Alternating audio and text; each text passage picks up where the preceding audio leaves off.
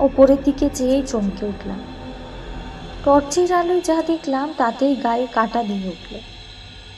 বিরাট একটা কঙ্কাল, মাথাটা গাছের মগডাল ছাড়িয়ে। কঙ্কালের চোখে সচরাচর যেমন হয় গর্ত নেই, তার বদলে লাল দুটি সার্চ লাইট। আলো দুটো অনবরত ঘুরছে। কাঁধের ওপর ধবধবে একটা পৈতা। অস্বীকার করব না, লোকে আমাকে খুবই সাহসী বলে জানত।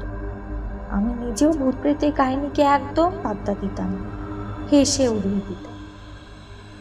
কিন্তু সে রাতে বেনেটির জঙ্গলে চোখের সামনে যে দৃশ্য দেখেছিলাম তা জীবনে ভুলতে পারব না। সে কথা মনে হলে এখনো মাঝরাতে শিউরে উঠি। ব্যাগটা আঁকড়ে ধরে আমি বিদ্যুৎ বেগে ছুটতে আরম্ভ করেছিলাম। কি হলো রে? ছুটছিস কেন? কথাটা শুনে যা।